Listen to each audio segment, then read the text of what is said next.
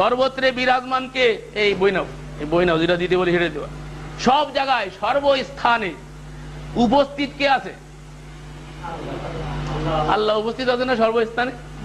সব জায়গায় সশরীরে নাই, তার জ্ঞানে তার ইলিমে সর্বস্তরে কে আছেন? আল্লাহ সুবহানাহু ওয়া তাআলা। এখন আল্লাহকে বাদ দিয়ে কেউ যদি মনে করে যে নবী সাল্লাল্লাহু আলাইহি সাল্লাম, আল্লাহর পরে তো নবী, ফিরতির বাদ দিয়ে আগে নবী রেডি দেখায়, কেউ যদি ধারণা করে নবী সাল্লাল্লাহু আলাইহি ওয়াসাল্লাম এখনো পর্যন্ত আগের মতো জীবিত আছে আর মিলাদের মাহফিলে উপস্থিত হইয়া যায়, নবী মরে নাই, নবী জিন্দা আছে, এই ধারণা একটা নিয়ে এখানে বসো। আর ওইখানে তফসির আছে না, ওই যে মারিফুল কোরআন বাইর করো, মারিফুল কোরআন বাইর করে 33 নম্বর সূরার 54 নম্বর আয়াত, আযাবের 54 নম্বর আয়াত বাইর করো, মারিফুল কোরআন। তো এখানে আমার দেশে এই শিরিককে লালন করা হয়। নবী সাল্লাল্লাহু আলাইহি সাল্লাম সব জায়গায় মৃত্যুর পরেও জীবিত আছেন এবং তিনি উপস্থিত হন। আমি আমার জীবনের একটা বাস্তব অভিজ্ঞতা দিয়ে আপনাদেরকে শোনাচ্ছি। সর্বপ্রথম পাকিস্তানে আমি এই ঘটনা দেখেছি। পাকিস্তানে আমার এক বন্ধু আমাকে এক বেদাতি পীরের কাছে নিয়ে গেল, তার এক অনুষ্ঠানে নিয়ে গেল। অনুষ্ঠানে গিয়ে আমি দেখি একটা সুন্দর কুরসি চেয়ার সাজানো। এই শিরিকটা বাংলাদেশে ছিল না, এই পাকিস্তানের থেকে আমদানি হয়েছে, জন্য আমি পাকিস্তানের ইতিহাস শুনেছি আপনাদেরকে। একটা সুন্দর চেয়ার খালি, তো ওই চেয়ারে কেউ বসে না, কারণ একটা সুন্দর চেয়ার। আমি মনে করছি পীর সাহেব বসবে, কিন্তু পীর সাহেবও বসে না। তো প্রশ্ন লাগে না, তো আমি পীর সাহেবকে প্রশ্ন করতে, হযরত ये कुर्सी क्यों रखा हुआ है? तो कहे आप जानते नहीं यहाँ सरकार आए हुए हैं। বলতে আপনি জানেন না এখানে আল্লাহর রাসূল এসে গেছে, নাউজুবিল্লাহ। আমি তখন আমার মাথা কেমন যেন অবাক হয়ে গেছি। সর্বপ্রথম আমি এই শুনলাম আল্লাহর রাসূল নাকি এসে গেছে, এই জন্য ওই কুরসিটারে খালি রাখা হয়েছে। তা পীর সাহেব ওয়াজ করতেছে লাউড স্পিকারে, ওয়াজ শেষে আমি কাছে জিজ্ঞেস, হযরত ইয়া রাসূল আয়ে হুয়ে তো আপ লাউড স্পিকার কিউ লিয়া? আমি জিজ্ঞেস করতেছি রাসূল যদি আইসেই থাকে তো মাইকটা রাসূলের না দিয়ে আপনি নিলেন কেন? পীর সাহেব কোনো কথা কয় না। এরপরে কিছুক্ষণ পরে এসে গেল সালাতের ওয়াক্ত, নামাজ। নামাজের যখন ওয়াক্ত হয়ে গেল তখন তুমি এখানে বসো না, এখানে বসো, এখানে। নামাজের যখন ওয়াক্ত হয়ে গেল তখন পীর সাহেবরা আসলে কিরাত টিরাত ভালো করে জানে না, বোঝে না, কথা বুঝতে পেরেছেন? মৌলভী সাহেবকে দিয়ে কাজ চালায়। দেখুন পীর সাহেবের দরবারে অনেক বড়াইকে মৌলভী থাকে, এই পীরের গুণগান করার জন্য, পীরের বড়াই বর্ণনা করার জন্য কিছু বাড়াইকে মূল্য আছে। এই যত বাংলাদেশে পীর, ওই অধিকাংশ হচ্ছে জেনারেল শিক্ষিত, রিটায়ারমেন্ট করার পরে, রিটায়ার্ড হওয়ার পরে তারা পীর হয়ে গেছে। এই যে দিওয়ানবাগি, এ ছিল আর্মি অফিসার, রিটায়ার্ডের পরে কি হয়েছে? পীর হয়েছে। তার কারণ বিনা পুঁজির ব্যবসা, এখানে কোনো পুঁজি ইনভেস্ট করা লাগে না, যত মুরিদ তত টাকা, যত মুরিদ তত টাকা। মুরিদ বাড়াইতে পারলে হয়, শুধু বিনা পুঁজিতে পয়সা আসবে, এই জন্য এরা কি করে? পীর হয়ে যায়। তো যাই হোক, পীরেরা তো আসলে সূরা কিরাত ভালো করে জানে না। নামাজের সময় হয়ে গেছে, এখন মাগরিবের সালাত। এখন আমারে পীর সাহেব বলছে, মৌলভী সাহেব আপ সালাত পড়াইয়ে, সালাত পড়াইয়ে। তাই বলছে হাম সালাত নেই পড়া सकता। क्यों आप मौलवी साहब आप সালাত পড়াইয়ে? আমার বলতেছে আপনি মৌলভী সাহেব, আপনি নামাজ পড়াবেন না? পড়াবে কি? আপনি যান আগে যান, আমার বলতেছে। তাই বলছে হযরত जहां खुद सरकार आए हुए है वहां हम सलात नहीं पढ़ा सकता। যেখানে আল্লাহর রাসূল উপস্থিত হয়ে গেছে, আপনি একটু আগে বললেন। আমি জানি মিলাদ রজনীতে বাইতুল মাকদাসে সমস্ত নবীদের রূহ মুবারক এসেছিল, আর সেখানে সালাতের বন্দোবস্ত করা হয়েছিল। আল্লাহর রাসূলের উপস্থিতিতে আদম থেকে নিয়ে ঈসা আলাইহিস সালাম পর্যন্ত কেউ ইমামতি করতে পারে না। ইমামতি করেছে কে? মুহাম্মাদুর রাসূলুল্লাহ সাল্লাল্লাহু আলাইহি ওয়াসাল্লাম। এইজন্য কেউ কেউ তাকে ইমামুল আম্বিয়া বলে। সমস্ত নবীদেরও ইমামতি করেছেন তিনি।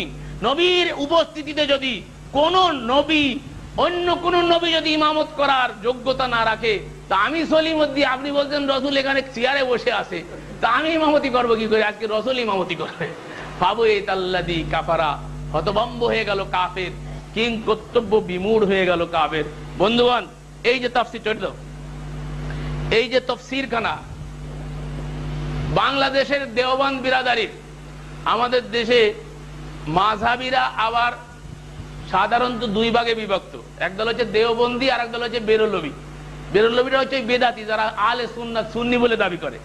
আর দেওবন্দি হচ্ছে যারা দেওবন্দ মাদ্রাসা থেকে কওমি নিসাবের যারা আছে এদেশে, কওমি মাদ্রাসা, এই কি কওমি মাদ্রাসার যারা ধারক বাহক, এরা এদের মূল গোড়া আছে হাজী এমদাদুল্লাহ মহাদের মক্কি,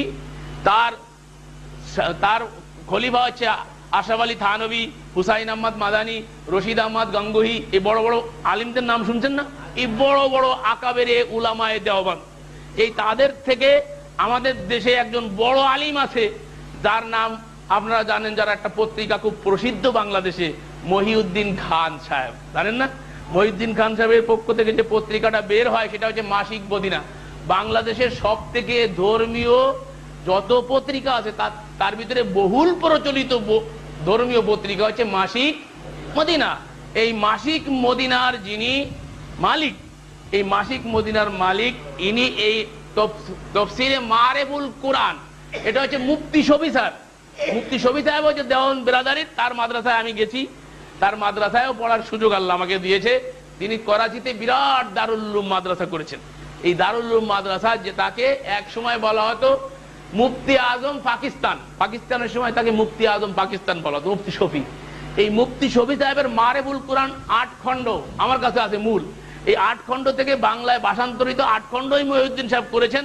তার ভিতর থেকে সংক্ষিপ্ত আকারে সৌদি আরব থেকে এটা প্রিন্ট করা হয়েছিল। সৌদি আরবের আলেম ওলামারা যখন এর ভিতর থেকে ভুল পাইছে তখন এটা ব্যান্ড হয়ে গেছে। এখন আর সৌদি আরবে আগে দিত, এখন দেয় না। এই কিতাবের ভিতরে আছে আল্লাহর রাসূল সাল্লাল্লাহু আলাইহি সাল্লাম মৃত্যুবরণ করেন নাই, আল্লাহর রাসূল এখনো জিন্দা আছে। এই কিতাবের পৃষ্ঠা নাম্বার আমি আপনাদেরকে বলে দিচ্ছি, যে এই কিতাবের সূরা আহজাবের তাফসীরের ভিতরে আছে। সূরা আহজাব, সূরা আহজাব বাইর করে দেখো। আমি ওখানে যা লেখা আছে তা আমি নোট করেছি, এখান থেকে শুনোই, তারপরে ওখান থেকে প্রয়োজনে আপনাদেরকে দেখাই দেওয়া হবে কি কথা, ঠিক কিনা। এখানে বলা হয়েছে যে আন-নাবিয়ুল আউলা বিল মুমিনিন মিন আনফুসিহিম ওয়া আজওয়াজুহু উম্মাহাতুহুম, নবী মুমিনদের নিকট তাদের নিজেদের অপেক্ষা অধিক ঘনিষ্ঠ এবং তার স্ত্রীগণ তাদের মাতা। নবীর স্ত্রীগণ আমাদের কি? এটা কার কথা?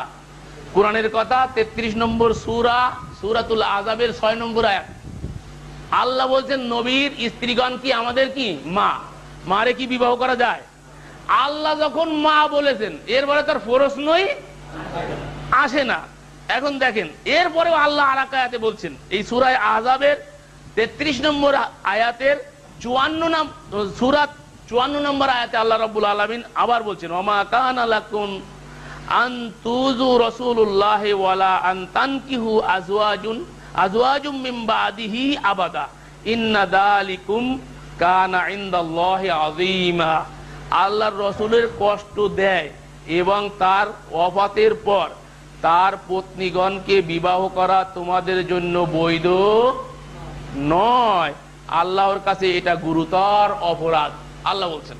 তাহলে নবীর ইন্তেকালের পরে নবীর স্ত্রীদেরকে বিবাহ করা বৈধ নয়, আল্লাহ নিষেধ করেছেন, গুরুতর অপরাধ বলে ঘোষণা দিয়েছেন। আর নবীর স্ত্রীদেরকে আমাদের মা বলে আল্লাহ ঘোষণা দিয়েছেন। স্পষ্ট হয়ে গেল মাকে বিবাহ করা যায় না। দেখেন এখানে এই আয়াতের তাফসীরে মারেফুল কোরআনের ভিতরে কি লেখছে, তবে তাদের জননী হওয়ার প্রভাব তাদের আত্মিক সন্তানদের উপর এভাবে প্রতিফলিত হয় না যে তারা পরস্পর ভ্রাতা ভগ্নী হয়ে একে অপরকে বিবাহ করতে পারে না। দেখছেন, এরপরে বলছেন বরং বিবাহের অবৈধতা তাদের ব্যক্তিসত্তা পর্যন্ত সীমিত রাখা হয়েছে।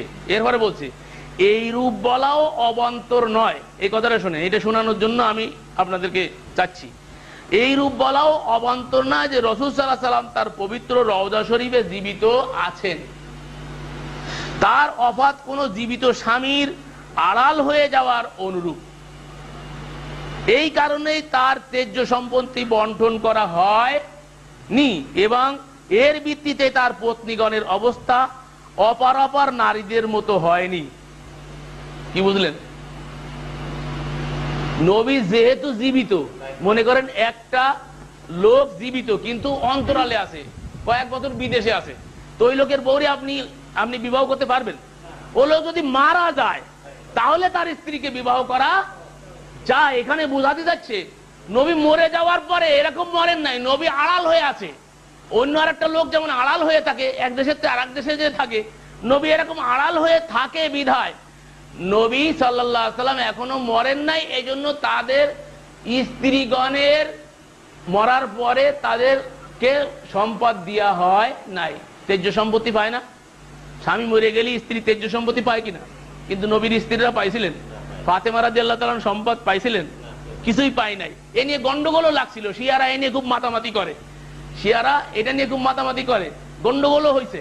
কিন্তু আসলে যে কেন পায়নি সম্পদ, এ কথা একটু আগে হাদিসে শুনাইছি যে আল্লাহর নবীরা এই পৃথিবীতে যখন চলে যায় তখন দুনিয়ার কোনো সম্পদ রেখে যান না, দিনারা ওয়ালা দিরহামা, দিনার দিরহাম টাকা পয়সা সম্পদ কিছু রেখে যান না। নবী তো আসলে ওই জন্য আল্লাহ পাঠায়নি, নবীকে আল্লাহ চয়ন করেছেন রসুল হিসাবে, রিসালাত পৌঁছানোর জন্য, আল্লাহর পক্ষ থেকে নাজিলকৃত বিধিবিধান বান্দার কাছে পৌঁছে দেওয়ার জন্য। কি আল্লাহ রাব্বুল আলামিন কি করছেন? নবীদেরকে প্রেরণ করেছেন, নবীরা সেই কাজটা করে চলে গেছে। তো তাদের তো সম্পদ থাকার কথা না, তো সম্পদ নাই তার দেবে কি? এই জন্যই সাহাবা একরাম আবু বকর সিদ্দিক দিতে পারছিলেন না, যদি ফাতেমা রাদিয়াল্লাহু তাআলা যে দাবি করছিলেন। এইভাবে শিরিক লালন করা হয় বাংলার জমিনে। কেউ যদি আল্লাহর মতো করে নবী সাল্লাল্লাহু আলাইহি সাল্লাম সর্বত্রে আসতে পারেন, সর্বত্রে এসে সকলের আবেদন নিবেদন শুনতে পারেন, এই বিশ্বাস যদি কেউ পোষণ করে তাহলে সে কি হয়ে যাবে? স্পষ্ট মুশরিক হয়ে যাবে। যেই গুণ আল্লাহর ভিতরে থাকার কথা সেই গুণকে আল্লাহর থেকে বের করে নবীর ভিতরে ঢুকায় দিয়ে সে কি হলো? আল্লাহর সঙ্গে নবীকে সমকক্ষ দাঁড় করে দিয়ে কি হয়ে গেল? মুশরিক হয়ে গেল। এই ধরনের আকীদা লালন করনেওয়ালা লোক বাংলাদেশে আছে কিনা বলেন? আছে কিনা? আপনারা পিবার পত্রিকায় দেখেন, জেসন জুলুস যখন হয় ঢাকায় দেখবেন একখান খালি চেয়ার, একটা বিশাল ট্রাকের পরে একটা চেয়ার সাজায় জেসন জুলুসের মিছিল চলে। তার মানে রসুল নাকি ওই জিয়ারের পরে বসে থাকে, নাউযুবিল্লাহ। আর এটা আমদানি হয়েছে পাকিস্তান থেকে। মিলাদ মাহফিলে রসুল উপস্থিত হয়ে যায়, এই জন্য একদল লোক ওয়ালাম্মা তাম্মা বলে ইয়া নবী সালাম আলাইকা, কয় না? পৃথিবীর কোন হাদিস গ্রন্থে এই দুরুদ নাই। আই ক্যান চ্যালেঞ্জ ইনশাআল্লাহ, পৃথিবীর কোন হাদিস গ্রন্থে এই দুরুদ নাই। আল্লাহ রাসূল সাল্লাল্লাহু আলাইহি ওয়াসাল্লামের উপর আয়াত নাযিল হলো সূরা আহজাব, ইন্নাল্লাহা মালাইকাতাহু ইউসাল্লুনা আলান নবী ইয়া আইয়ুহাল্লাযীনা আমানু সাল্লু আলাইহি ওয়া সাল্লিমু তাসলিমা। আল্লাহ বলেন ইন্নাল্লাহা, নিশ্চয় আল্লাহ, মালাইকাতাহু তার ফেরেশতা সমূহ, ইউসাল্লুনা আলান নবী, নবীর পরে সালাত ও সালাম পড়ে। ইয়া আইয়ুহাল্লাযীনা আমানু, হে বিশ্বাসী সম্প্রদায়, সাল্লু আলাইহি ওয়া সাল্লিমু তাসলিমা, তোমরাও আমার নবীর পরে দুরূদ ও সালাম পড়ো। আয়াত নাযিল হলে আল্লাহর নবীকে জিজ্ঞেস করলেন সাহাবা একরাম যে আপনার পরে সালাত ও সালাম পড়তে আল্লাহ বলেছেন, আমরা কিভাবে আপনার পরে সালাত ও সালাম পড়বো? তো আল্লাহর নবী কি শিক্ষা দিলেন? কুলু আল্লাহুম্মা সাল্লি আলা মুহাম্মাদি ওয়া আলা আলি মুহাম্মাদিন কামা সাল্লাইতা আলা ইব্রাহিম ওয়া আলা আলি ইব্রাহিম, যেটা দুরূদ ইব্রাহিম নামাজে আমরা পড়ে থাকি, এইটা আল্লাহ রাসূল শিক্ষা দিলেন। আর যত দুরূদ আছে সংক্ষিপ্ত দুরূদ হচ্ছে সাল্লাল্লাহু আলাইহি ওয়াসাল্লাম, যেটা মুহাদ্দিসিনরা বলেন ক্বালান নবিয়্যু সাল্লাল্লাহু আলাইহি ওয়াসাল্লাম। এছাড়া আর যত দুরূদের নামে এই সমাজে প্রচলিত একটাও হাদিস কোরআনে কোথাও নাই। অসংখ্য দুরূদ, দুরূদে তাজ, দুরূদে লাকি, দুরূদে মাহি, দুরূদে খাজেগান, দুরূদে অমুক তমুক, অসংখ্য দুরূদ আর ওজিফার কিতাব যা আমাদের দেশের মানুষ পড়ে থাকে। এর ভিতরে অসংখ্য শিরকি কথা আছে। আমার দাদা আমি ছোটবেলায় শুনতাম, আমি বড় হয়ে তাহকিক করছি। আমার দাদা একটা দুরূদ পড়তো, মনে হয় দুরূদে তাজ না লাকি কি জানি, সকালবেলায় পড়তো। তার ভিতরে আছে মুহাম্মদ বিন আব্দুল্লাহ নূরুম মিন নূরিল্লাহ, আব্দুল্লাহর বেটা মুহাম্মদ যিনি আল্লাহর নূরের থেকে নূর, নাউযুবিল্লাহ। এই দুরূদের ভিতরে শিরকি কথা আছে। আল্লাহর নূরের থেকে নূর হলে আল্লাহর সমকক্ষ হয়ে গেল না? শিরিক হয়ে গেল। দেখছেন, এরকম শিরকি কথাবার্তা দুরূদের ভিতরে আছে। তো দুরূদ পড়তে হবে যেভাবে রাসূল আমাদেরকে শিক্ষা দিয়েছেন এভাবে। কিন্তু এই যে দুরূদ পড়া হয়, এই দুরূদ হচ্ছে ইয়া নবী মানে কি হরফে নিদা। আরবরা কি করে?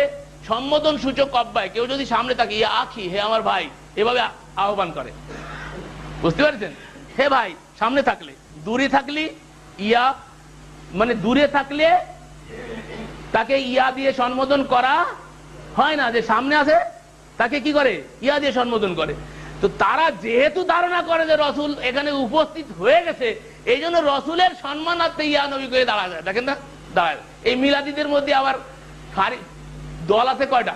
দুটো। দেখেন দল কত, এক দল হচ্ছে মিলাদি, আর এই মিলাদির মধ্যে আবার দুই দল আছে, এক দল হচ্ছে কিয়ামি দল আর এক দল হচ্ছে কি বেকিয়ামি দল। কত যে ফিতনা, কোথায় যাবে, অসংখ্য সমস্যা। বন্ধুগণ, সমস্যার কোনো অন্ত নাই। এখন এই কিয়ামি দলদের ধারণা হচ্ছে রসুল উপস্থিত হয়ে যায়, তাই আল্লাহ নবী সম্মানার্থে দাঁড়িয়ে যায়। আল্লাহ রসুল সাল্লাল্লাহু আলাইহি ওয়াসাল্লাম এরকম মজলিসে আসতে লাগলে, সাহাবা একরাম দাঁড়ায় যেতে লাগলে আল্লাহ রসুল বসায় দিয়েছেন যে তোমরা আমার জন্য দাঁড়াবে না, দাঁড়াবে কার জন্য? আল্লাহর জন্য। কুমু লিল্লাহি কানিতিন, বিনীতভাবে কার সামনে দাঁড়াও? আল্লাহর সামনে দাঁড়াইতে বলেছে। আর যারা মিলাদ পড়ে তারা দেখেন এভাবে একেবারে কত কুসুকুজুর সাথে ইয়া নবী সালাম কয় না, একবারে খুশি। তো দাঁড়াইতে হবে আল্লাহর জন্য, সেই দাঁড়ানো হলো কার জন্য? নবীর জন্য। আর নবীকে উপস্থিত মনে করা একটা শিরিক, আল্লাহর সমকক্ষ দাঁড় করানো, নবীর জন্য সম্মানার্থে দাঁড়ানো, যে দাঁড়ানো আল্লাহর জন্য নিবেদন করা দরকার ছিল সেটা আল্লাহকে না দিয়ে নবীকে দেওয়া হচ্ছে, এখানে কি হলো? আর একটা শিরিক হয়ে গেল। দেখেন এভাবে করে বেদাত দিয়ে সূচনা হয়, চলে যায় কোথায়? শিরিকে। বেদাত হচ্ছে শিরিকে ঢুকার চূড়াগলি, এজন্য বেদাতের রাস্তা উন্মুক্ত রাখা যাবে না, বেদাতের রাস্তা একেবারে বন্ধ করে দিতে হবে, নির্মূল করে দিতে হবে, না হলে অত্যন্ত সন্তারপণে আমরা কি করব? শিরিকে ঢুকে পড়বো। বন্ধুগণ, নবীর যে ঘটনা ঘটতো, এরকম ঘটনা যদি অন্য কাহারও ঘটে, নবী সাল্লাল্লাহু আলাইহি ওয়াসাল্লামের পরে ওহী নাজিল হলে, শীতের দিনে হাদিস শরীফের ভিতরে আসতে, বুখারী শরীফের হাদিস পড়বেন ওহী অধ্যায়, শীতের দিনে আমরা গরমে যেরকম ঘামে যাই, আল্লাহর রাসূলের কাপড় চোপড় ভিজে যেত ঘামে ওহী নাজিল হইলে। আচ্ছা, এই ধারণা নবীর প্রতি যা হতো, এইটা যদি অন্য কারোর প্রতি ধারণা করা হয় তাহলে কি হবে? রিসালাতে শিরক হবে না? রিসালাতে শিরক হবে কিনা? নবী ছাড়া আর কারবারে ওহী আসবে, এই ধারণা করা কি ইসলামে বৈধ? না। বাংলাদেশে এ বের করো, এই যে